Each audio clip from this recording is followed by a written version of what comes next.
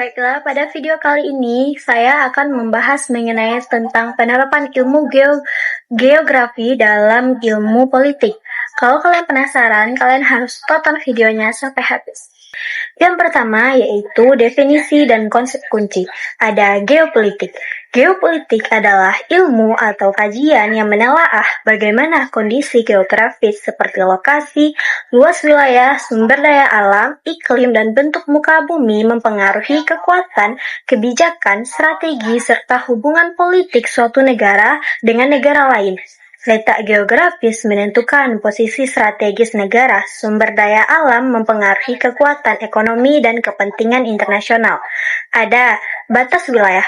Garis pemisah kedaulatan negara meliputi batas darat, laut, landas kontinen, dan udara. Yang kedua itu sumber daya alam. Elemen alam yang dimanfaatkan manusia mempengaruhi kekuatan ekonomi dan kepentingan internasional seperti air, tanah, batu bara, gas, minyak bumi, emas, dan hewan, dan lainnya. Yang ketiga, posisi geografi. Letak strategis negara di permukaan bumi yang mempengaruhi kebijakan luar negeri dan pertahanan. Poin yang kedua yaitu politik ruang, adalah konsep yang mengkaji kebijakan, strategi, dan keputusan pemerintah dalam mengatur, memanfaatkan, dan mengendalikan wilayah untuk pembangunan ekonomi, sosial, dan keamanan.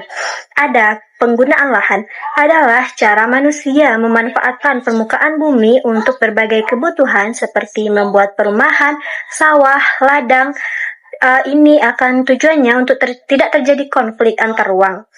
Yang kedua yaitu urbanisasi, adalah perpindahan penduduk dari desa ke kota atau meningkatkan jumlah penduduk yang tinggal di wilayah perkotaan. Penyebabnya karena peluang kerja di kota lebih besar, gaya hidupnya modern.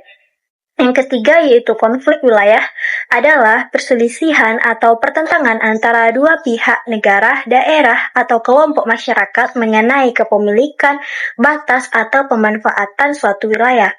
Ada pemisahan wilayah, terjadi karena ketika suatu kelompok atau daerah ingin memisahkan diri dari wilayah induk atau ketika negara atau daerah melakukan pembagian administratif baru. Pemisahan wilayah bisa menjadi sumber konflik bila tidak disepakati secara adil. Yang kedua yaitu penyelesaian konflik, dapat dilakukan melalui berbagai pendekatan seperti negosiasi, mediasi, penegasan batas, dan dengan pengadilan. Yang kedua yaitu aplikatif dalam konteks politik, ada analisis geopolitik.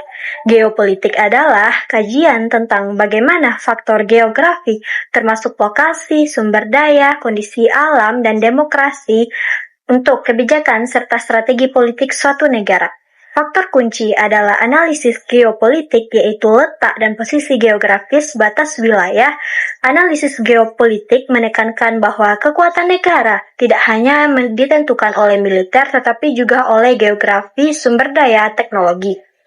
Potensi besar untuk menjadikan kekuatan regional, tetapi membutuhkan penguatan di bidang pertahanan maritim, kelola SDA, dan lainnya.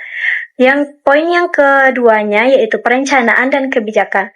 Ini adalah langkah strategis yang dilakukan negara untuk mengelola ruang, sumber daya, keamanan. Tujuannya yaitu untuk memastikan kedaulatan, ketahanan nasional, dan posisi strategis negara.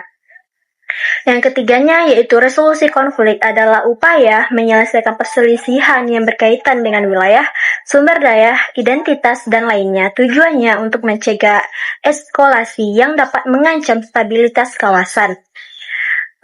Contoh kasusnya yaitu yang pertama, konflik wilayah di Timur Tengah. Ini adalah salah satu contoh konflik geopolitik di Timur Tengah, adalah konflik Israel dan Palestina yang berakar pada perebutan wilayah historis Palestina sejak pendirian negara Israel pada tahun 1948. Konflik ini melibatkan sengketa atas wilayah strategis seperti Yerusalem, tepi barat, dan Gaza, serta dipengaruhi oleh identitas agama, sejarah, kolonial, perebutan sumber daya air, dan campur tangan kekuatan global. Meskipun berbagai upaya perdamaian telah dilakukan, konflik ini tetap berlanjut karena perbedaan kepentingan politik dan klaim kedaulatan yang sulit didamaikan. Yang kedua yaitu perencanaan infrastruktur di kota besar. Contoh kasus perencanaan infrastruktur di kota besar dapat dilihat di Jakarta yang menghadapi kemacetan, banjir, dan tekanan urbanisasi yang tinggi. Pemerintah merancang pembangunan transportasi massal seperti MRT, LRT untuk mengurangi kemacetan, serta proyek pengendalian banjir seperti normalisasi sungai dan pembangunan tanggul pantai raksasa.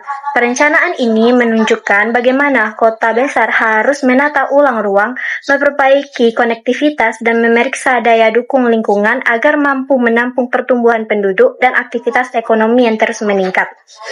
Yang ketiga, kebijakan pengelolaan sumber daya di Indonesia.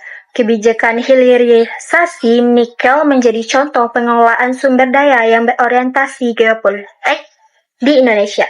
Dengan melarang ekspor biji nikel mentah, pemerintah mendorong pembangunan industri, pengelolaan, dan baterai dalam negeri agar nilai tambah tetap berada di Indonesia. Kebijakan ini meningkatkan posisi tawar Indonesia dalam rantai pasok global energi hijau, sekaligus menarik investasi industri kendaraan listrik. Namun, kebijakan ini juga menuntut pengelolaan lingkungan yang ketat agar eksploitasi sumber daya tidak menimbulkan kerusakan ekologis jangka panjang. Baik, terima kasih kalian telah menonton videonya. Semoga itu dapat membantu pemahaman kalian tentang penerapan ilmu geografi dalam ilmu politik.